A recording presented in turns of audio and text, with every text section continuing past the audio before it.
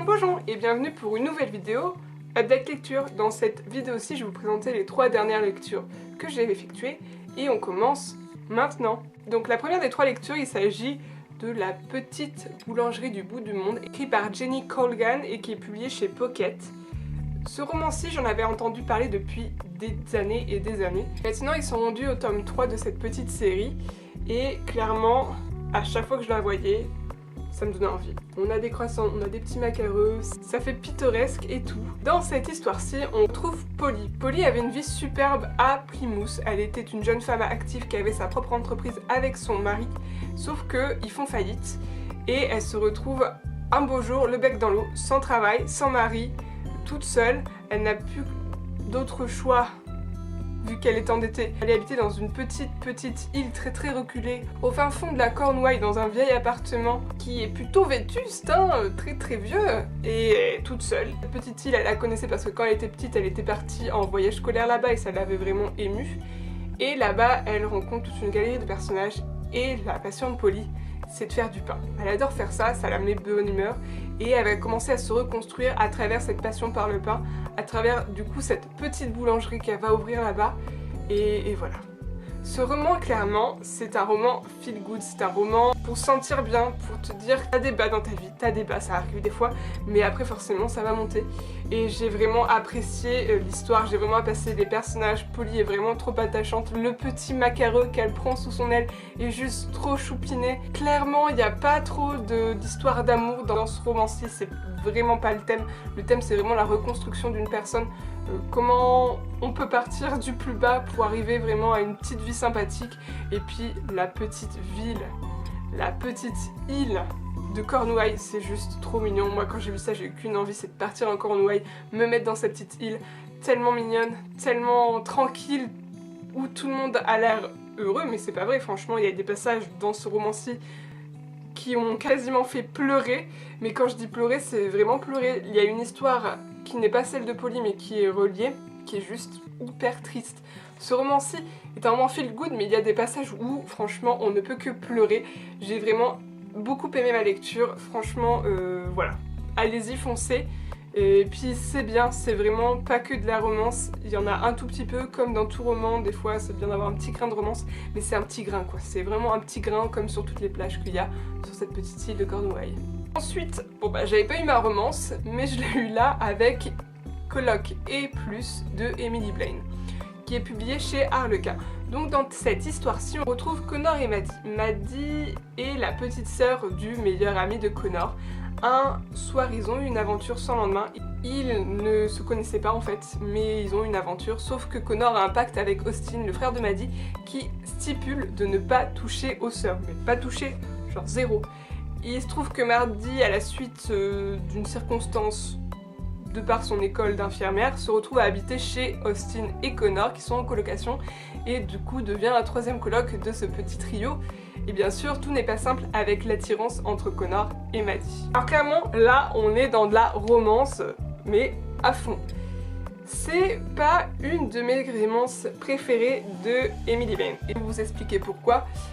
D'habitude, les codes de la romance ne me dérangent pas. Ce que j'aime d'habitude dans les romans d'Emily Blaine, c'est qu'il n'y a pas trop de drame.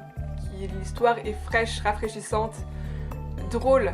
On a ce point de vue-là dans ce roman. On a franchement des personnages qui sont hyper truculents, en fait qui sont les personnages secondaires, Ashley et Ben, le second de Connor dans sa brigade de cuisine. Et eux sont mais à tomber par terre, vraiment. C'était trop drôle, j'ai vraiment trop ri avec lui, avec eux. Mais clairement, entre Connor et Maddie, à cause de ce foutu pacte, ils se prennent la tête, mais tout le temps.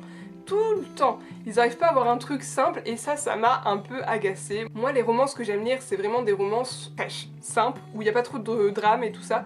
Et là, clairement, il y en avait un peu trop et à chaque fois, ça venait de Connor. Mais à part ça, franchement, Connor et Maddie sont des personnages hyper attendrissants. Je les ai trouvés trop drôles. En fait, ils s'envoient des pics à longueur de temps et ça j'aime bien. J'avoue que ce petit côté envoi de pics, ça me plaît beaucoup. Les personnages secondaires sont hyper drôles. Il y a juste cette histoire de pacte qui finalement, empêche un petit peu le fait qu'il n'y ait pas de drame. Mais à part ça, c'est vraiment une bonne romance. Ça confirme mon engouement pour les romances d'Emily Blaine. Et voilà. j'ai rien de plus à dire. Ce n'est pas ma préférée, mais elle est bonne quand même. Enfin, une fois n'est pas coutume, j'ai lu une BD. Une BD que ça fait un bout de temps que j'avais acheté parce que je vous l'avais présentée lors de mon book haul du mois de juin, il me semble.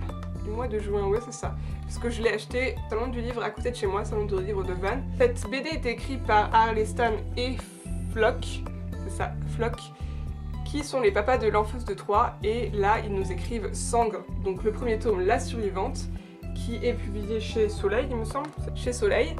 Et voilà, clairement, dans cette histoire, on parle clairement de vengeance. On a Sangre, qui est une petite fille. À l'âge de 7 ans, en fait, des pirates viennent décimer toute sa famille, sauf elle. Et il se trouve que Sangre va être marquée par les ténèbres, va développer un pouvoir et va utiliser ce pouvoir afin de se venger. Ce tome-là, c'est pour moi un hommage, ou du moins ça me fait énormément penser à Kill Bill. Quentin Tarantino, c'est hyper sanglant, franchement, pour les âmes sensibles. Ne la lisez pas, il y a du sang, il y a des membres coupés, il y a de la violence. C'est clairement coupage de tête, coupage de bras, coupage de membres, tout ce que tu veux. J'aime bien, c'est un peu bizarre à dire ça, hein, de dire que j'aime bien qu'il y a des coupages de tête et de coupages de membres. Mais clairement, cette quête de vengeance de sang, j'ai envie de savoir comment elle va finir. On sait qu'il y a 8 personnes à peu près qu'elle doit tuer, donc il y a 8 tomes dans cette série. Le premier est mort dans le premier, forcément. Après ça va faire, je pense que ça va s'échelonner, et on veut savoir sa quête de vengeance, on veut savoir si elle va récupérer sa maman, parce qu'on ne sait pas ce qui est arrivé à sa maman, si elle est devenue esclave, si elle est morte ou quoi que ce soit. On veut savoir si elle va se faire bouffer par les ténèbres, et si elle va devenir exactement comme les pirates qu'elle poursuit. Et en fait, au début, on a le point de vue de Sangre, mais plus âgé. Alors on ne sait pas dans quelle voie elle va s'orienter. Si elle va devenir vraiment très très mauvaise, à l'image de ceux qu'elle poursuit, ou si elle va du coup bifurquer à un moment et se dire que peut-être ce qu'elle fait n'est pas bien. Parce qu'actuellement, dans le premier tome, on a sa vision de petite fille. Donc d'abord une petite fille très gaie qui aimait sa famille, puis après la petite fille meurtrie, donc à la suite du meurtre, et puis elle est recueillie par une institution magique, et là elle se fait pourrir, vraiment pourrir par les jeunes filles qui y sont également. Et cette petite fille qui était meurtrie, elle s'endurcit au final à cause de ça. Elle s'endurcit vraiment, et puis elle est jetée à la rue, toujours en étant petite, et c'est là qu'elle grandit à la rue avec son chien. Et là on se dit mais comment elle peut finir honnêtement, à part qu'elle ait un déclic, que des bonnes personnes se passent dans sa vie. Et j'ai envie de savoir ça, j'ai envie de savoir si elle va réussir à tous les tuer. C'est un peu gore de dire ça, mais voilà, j'ai beaucoup aimé ma lecture. Bon, c'est une BD, ça se lit très rapidement, je pense que je l'ai lu en 1 heure. Je me suis pris le temps, j'aime toujours autant les dessins. Je trouve que les personnages, surtout féminins, sont hyper beaux. Pas trop, enfin un peu sexualisés quand même, mais pas trop. Je trouve juste que le dessin est beau. Et à chaque fois, les univers sont tellement fouillés en tant que L'Ofeuse de Troie ou quoi que ce soit. On est clairement sur des nouveaux mondes, etc. Enfin voilà. J'ai hâte de plonger un peu plus dans cet univers-là.